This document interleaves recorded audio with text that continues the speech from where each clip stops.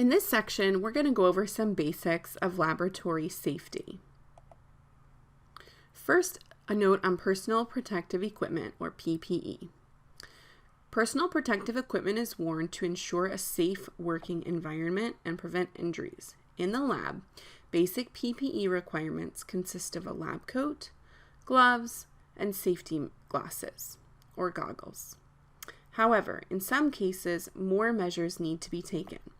When working with volatile or reactive chemicals, chemical aprons and chemical-resistant safety glasses should be worn to protect the wearer from splash hazards. When in the lab, long sleeves, pants, and closed-toed shoes should be worn at all times. Additionally, baggy clothes and jewelry should not be worn, and long hair should be tied up. All right, let's talk about the eye wash and showers. Both a safety shower, which you see here, and an eye wash station, which you see here, are requirements for every laboratory and are needed in the case of exposure to harmful chemicals.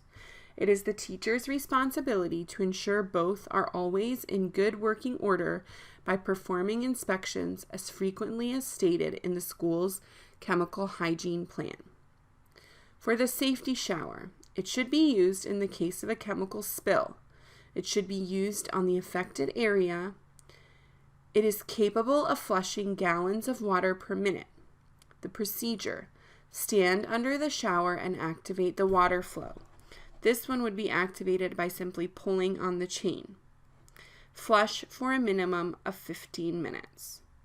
The eye wash station, in the event that a chemical splash occurs in someone's eyes, provides a continuous flow of clean water and flushes both eyes at the same time. Fire safety. First, the fire extinguisher. Fire extinguishers are a key component to every lab's safety.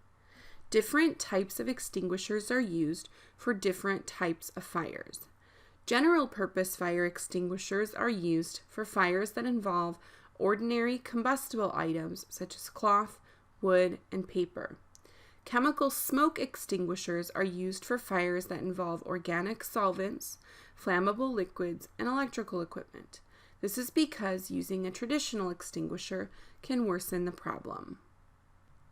To continue our discussion on fire safety, we'll talk about a fire blanket. A fire blanket can be used to extinguish fires that are smaller. In the case that someone's clothes are on fire, they should lie on the floor and be rolled onto a fire blanket until the fire is put out. It must not be used while a person is standing due to the danger of the flames traveling upwards. Everyone in a lab should be aware of where the fire blankets are located. Large fires. In the case of a large fire, the building should immediately be evacuated and 911 should be called. There should be no attempt made to put out the fire unless someone has been trained and is certified. Other safety equipment. First, the chemical fume hood, which you see pictured here. This is a closed, there's a glass sash that goes up and down here, closed and ventilated area in which people can handle chemicals that release toxic vapors. In order for it to be effective, the exhaust should be turned on. Usually there's a switch over here, sometimes it's on this side, to turn the exhaust on. Chemicals should not be left in the hood unsupervised and should be put away once the work is done.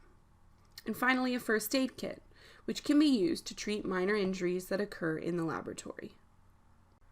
Here are some basic rules that all students must follow when in the laboratory. No food, drink, or gum in the lab. Read all lab procedures and follow all instructions given by a teacher before beginning a lab. If spills occur, notify the teacher immediately.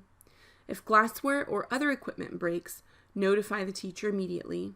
Never use chipped or cracked glassware. Follow chemical disposal instructions and do not mix chemicals unless instructed to do so by the teacher. Wash hands thoroughly with soap and warm water after each lab.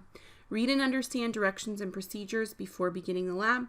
Finally, review the chemical safety guidelines before handling chemicals. Continued lab safety instructions for students. Keep the lab area neat and organized. Clean up and wash all materials at the end of each lab.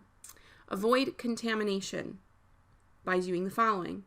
Unused chemicals should not be returned to an original reagent bottle. Never put a pipette, spatula, dropper, or any other device directly into that reagent bottle. When heating a liquid, turn the container away from you and others. Use tongs to handle hot glassware. When heating a flammable liquid, use a hot plate instead of an open flame. When diluting acids, always pour acids slowly into the water and stir to get rid of any generated heat. Caution: water should never be poured into a concentrated acid. To properly smell an odor from a chemical, waft it. Use your hand to wave vapors toward your nose. Do not inhale deeply. Do not put your nose near the chemicals.